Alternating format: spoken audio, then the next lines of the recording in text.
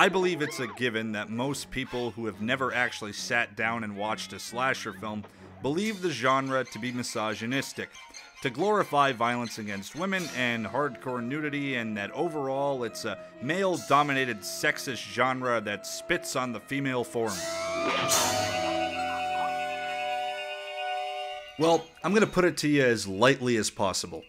You could not be more fucking wrong if you tried. Yes, it's a genre that thrives on being quite exploitive. It's violent, it's sexually charged, but there's a term that's become quite popular with these films: the final girl.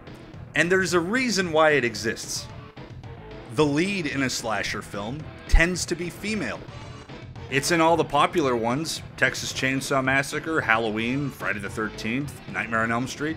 And it continued past the 80s, throughout the 90s, and into the 2000s. Now, if you're one of those slashers are sexist people, you're probably screaming something to the effect of, "But it's a genre written by men for men." Wrong again, bitch.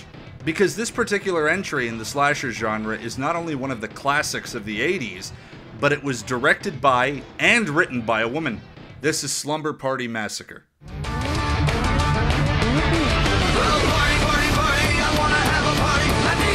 Now, don't take that intro the wrong way. I'm not about to go on some neckbeard pseudo-feminist tirade or anything. I believe in equality just fine. I'm not gonna preach any shit to you. Though what I do want to sell here is that this film features strong female characters, and I want to showcase that.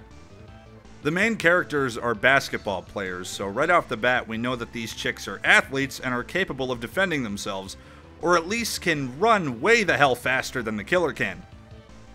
Look, if Space Jam has taught me anything, it's that basketball players are total badasses. So these chicks are obviously like the Michael Jordan of the slasher genre, or something.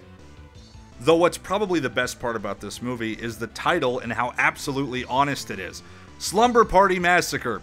There is indeed a slumber party, and there is indeed a massacre that happens during it.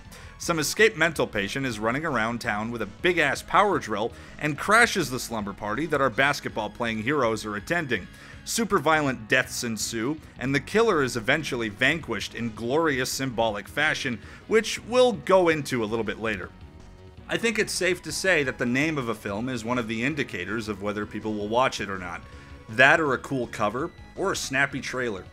Now, I'm not trying to knock Texas Chainsaw Massacre here, I'm just gonna be honest. That title kind of fucking lies, doesn't it? Yes, the film takes place in Texas. There's a chainsaw involved and deaths do occur, but can we really call it a chainsaw massacre? Just as many people are killed with a sledgehammer, and that hitchhiker's razor does a fuckload of damage. There's also a meat hook. It isn't exactly the balls-out chainsaw massacre that the title claims it is. Is it still an awesome classic in the horror genre? Absolutely. But that's not to say that I wasn't sort of disappointed the first time I watched it. Slumber Party Massacre, on the other hand, instant gratification. Texas Chainsaw Massacre was a movie that I respected for what it was after the first viewing, but needed more convincing, so it's a movie that I grew to like more and more after each viewing. Think of it this way: Barney's movie had heart, but a football in the groin had a football in the groin. This contest is over. Another thing I dig about this movie is that it was brave enough to go against a lot of the well-established horror tropes of the 1980s. Something that was heavily dominating the genre at that time was the formula of an unseen killer, or at least a masked one.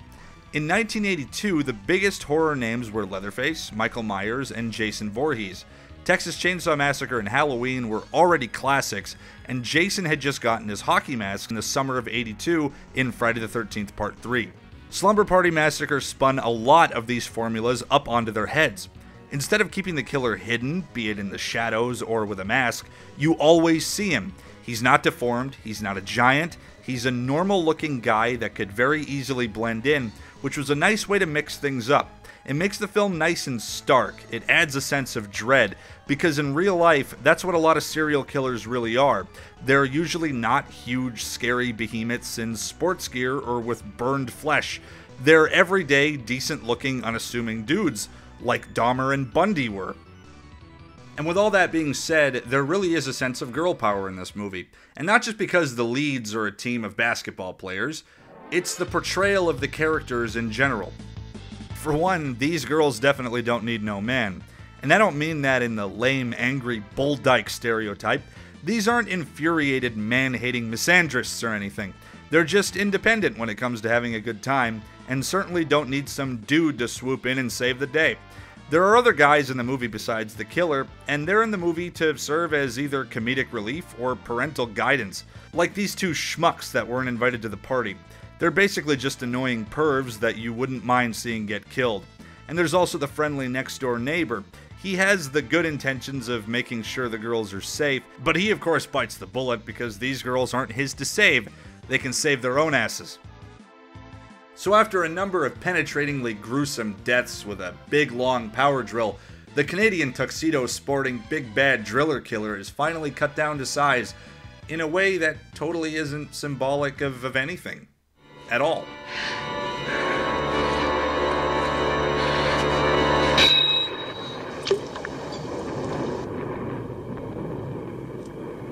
That's totally not supposed to be indicative of a dick getting cut off or anything.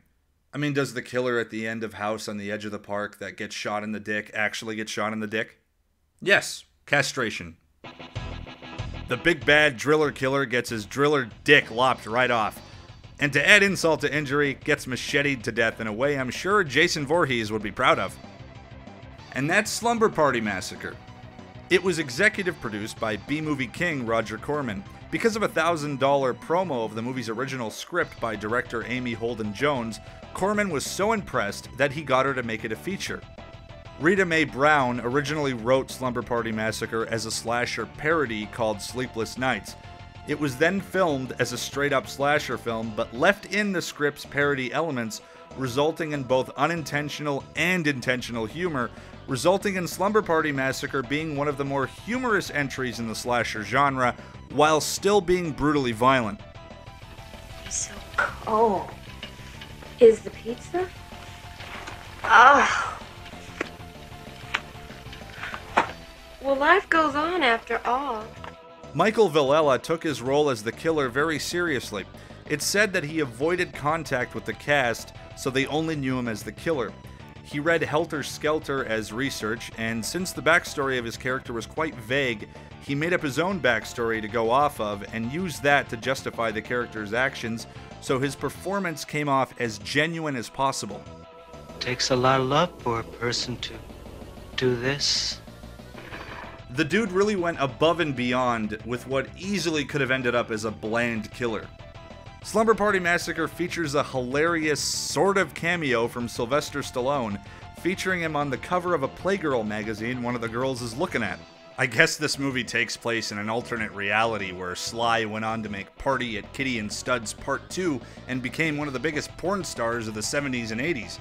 I wonder if that could mean that in the Slumber Party Massacre universe, John Holmes is a Hollywood action hero. Slumber Party Massacre is a trilogy, and yes, 2 and 3 are also written and directed by women.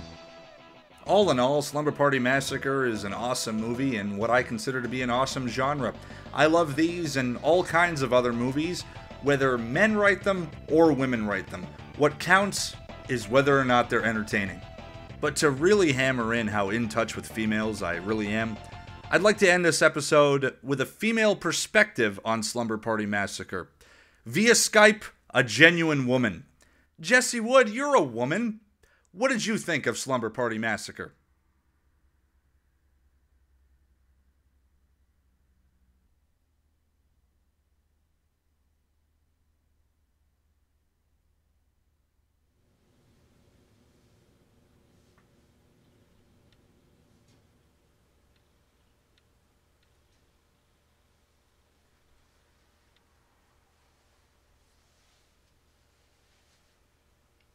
Fuck you.